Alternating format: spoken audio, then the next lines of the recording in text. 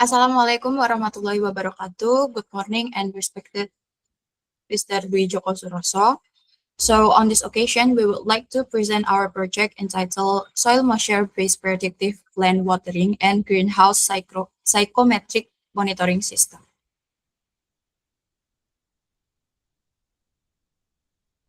Next slide. So a predictive plant watering system is a technology that converts real-time sensor data, which is soil moisture and atmospheric condition, into a predictive model of calculating plant water demand, enabling automated and optimized irrigation. So why a predictive system is important in modern agriculture? A predictive watering system is essential in modern agriculture because it enables precise irrigation based on real-time soil moisture and atmospheric condition. By preventing both overwatering and underwatering, it helps conserve water, improve plant health, and enhance crop productivity. This system also increases operational efficiency and supports sustainable farming practices in the face of climate change and limited water resource. Okay, first we're going to dive into the primary wireless communication protocol that is used in this system, which is Bluetooth Low Energy or BLE. BLE is a wireless communication protocol optimized for ultra low power consumption, designed to transmit small packets of data between a peripheral and a central over short ranges.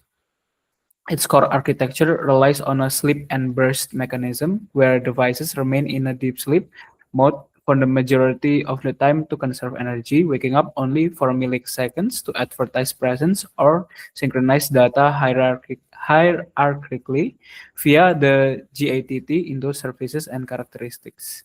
Okay, first we're going to see the flowchart. Actually, this is comprised of two parallel processes, which is the BLE server advertise and BLE client scan connected by the local name and service UUID. Basically, the server advertises the service UUID, and the client scans for that UUID, and then after they find a common characteristic UUID, they make a connection, which is called a handshake. And then the client awaits for data transmission notification, which then the server transmits to the client, and the client receives the data. Next.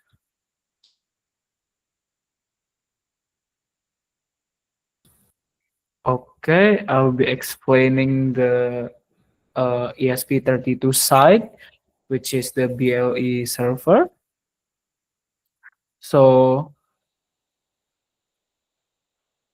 okay, so first, the ESP, of course, is enabled, and then the sensor is initialized, and temperature is read, and then the ESP checks if it's an integer or not. If yes, then the BLE can start. If it's not, then keep reading until it is. And then uh, the server starts advertising.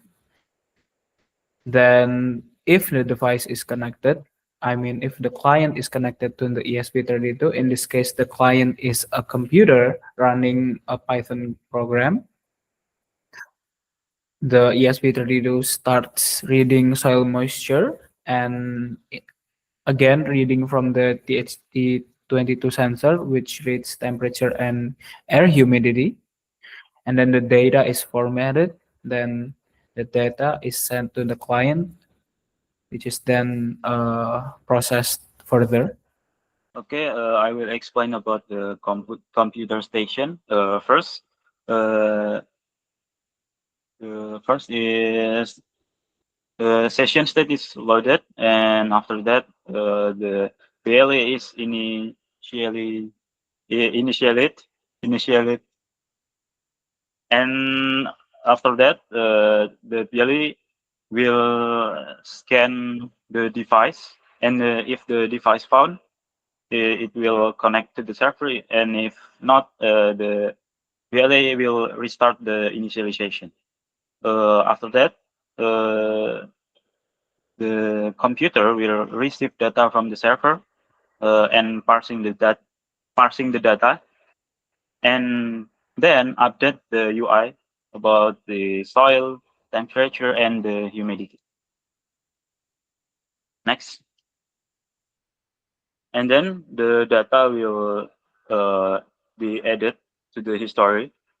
If the soil humidity is under 20%, emergency alert will be activated. If no, it will calculate the slope. And if the slope is under 0.01, uh, it will predict the soil until it's under 20% and send a warning. If the slope is not under 0.01, it will check if the slope is bigger than 0.05. If the slope bigger than 0.05, it will give a notif if the soil is water. And if the slope is under the 0.05, it will give a notif if soil in good condition, and then update the temperature and the moisture at the UI. After that, it will looping again at the front. Next.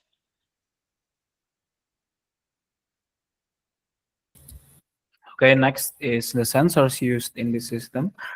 First is the DHT22 sensor, which outputs a calibrated digital signal. It utilizes exclusive digital signal collecting technique and humidity sensing technology, assuring its reliability and stability. And then the HW101, HW moisture sensor V1.2 to be specific, which is a capacitive soil moisture sensor, which is not resistive like most used in these kinds of projects. And it uses the principle of capacitive sensing to detect soil moisture. Next. Okay, and then this is the wiring diagram for our system, which is actually pretty simple since we are using wireless communication primarily. As you can see, uh, some of the digital outputs go in the digital outputs, the digital inputs go in the digital inputs, and of course, voltages for each sensors is applied by the ESP32, and of course, the ESP32 is going to be connected to either a computer or a power supply. Next.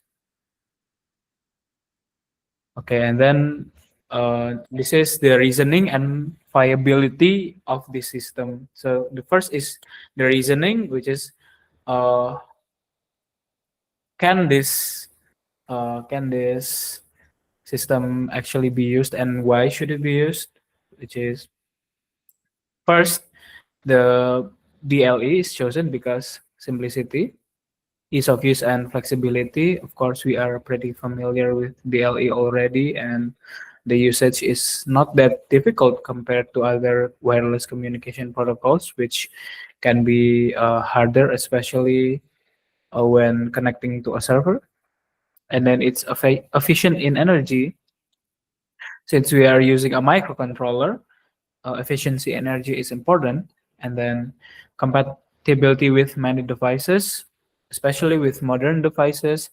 I believe that you can connect uh, the BLE from the ESP32 to a computer or a Bluetooth module, or basically anything with a Bluetooth driver and Bluetooth module can connect with the ESP32 and serve as a client.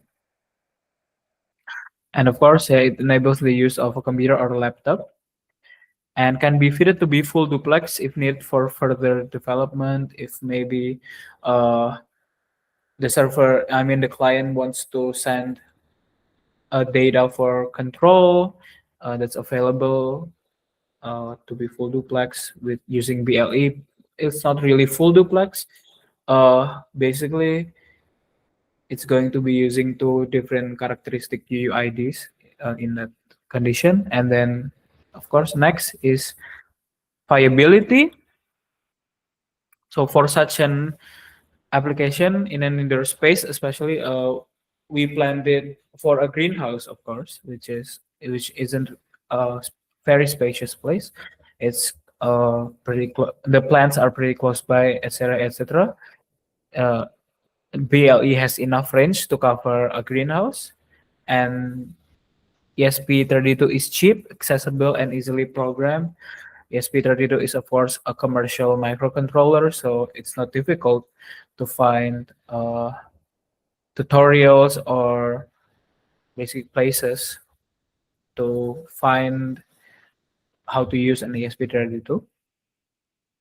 And the sensors used are also commercial, which means they don't have to be custom ordered or anything. For the a moisture a moisture sensor, of course, you still need to calibrate it, but uh, the rest is already calibrated and is commercial. And lastly, our system provides monitoring of the space, preferably a greenhouse, of course, because BLE doesn't have that much range, through the DHT22 sensor. Next.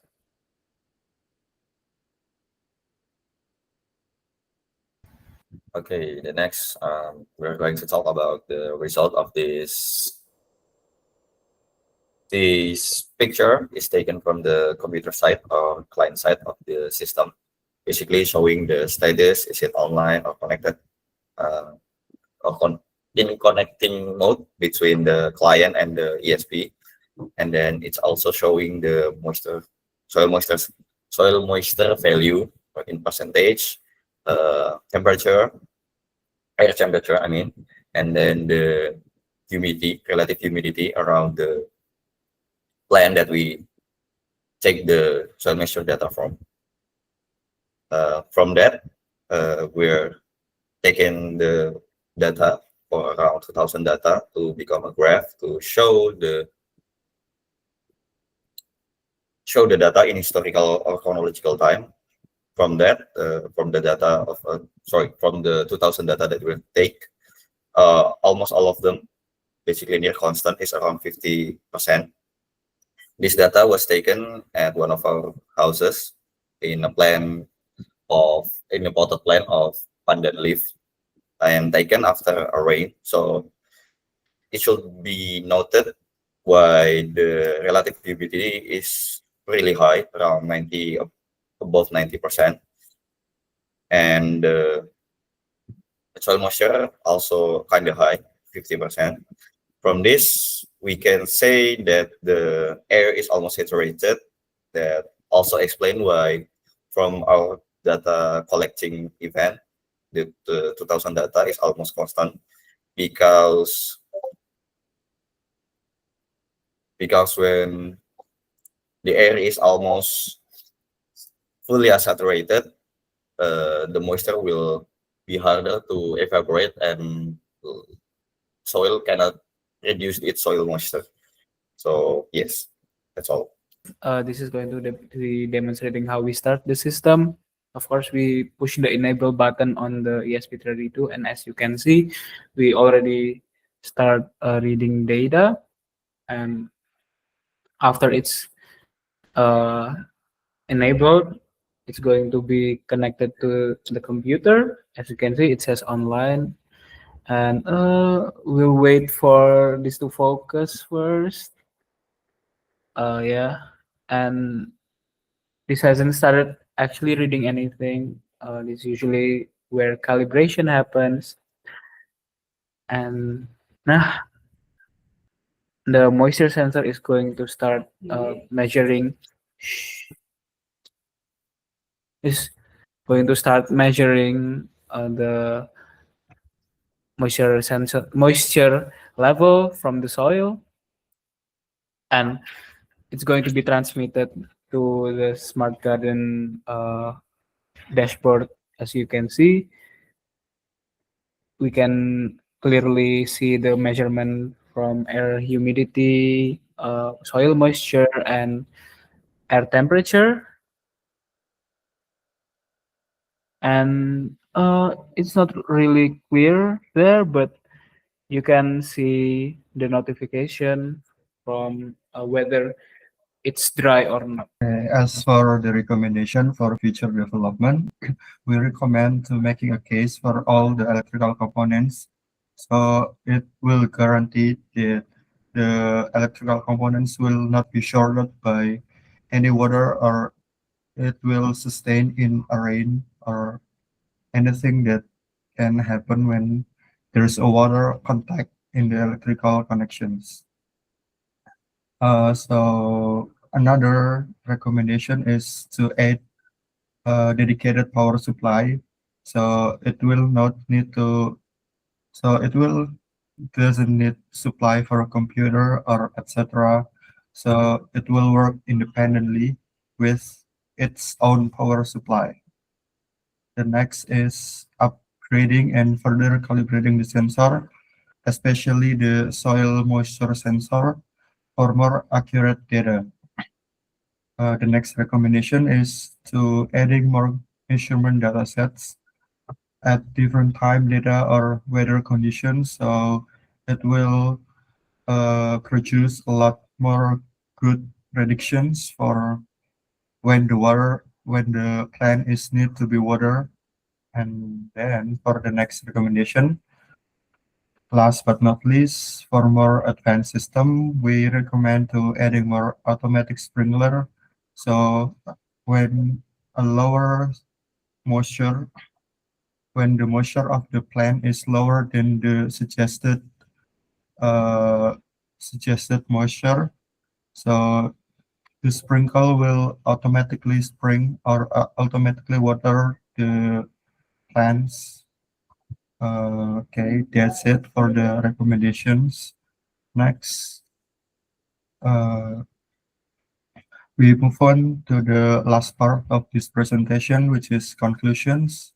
So based on the literature study and the data taken from the experiment, we can conclude that PLA is a communication protocol that has ultra low power consumptions, which is in our paper, we mentioned it is only take about some milliwatt power, and PLA is suitable for these applications because of its simplicity, efficiency, and compatibility with many devices, as well as its viability for greenhouse applications. Next, the data taken was compared with weather data from the Weather Channel's website. So our data is compared with the data that is in already shown in Weather Channel website. So it's proven. The last thing, the data show that the soil moisture doesn't really change because of high air humidity, as we mentioned earlier, because the air humidity is almost saturated, so it will make the moisture harder to evaporate. That's it for our presentations. Thank you for your attention.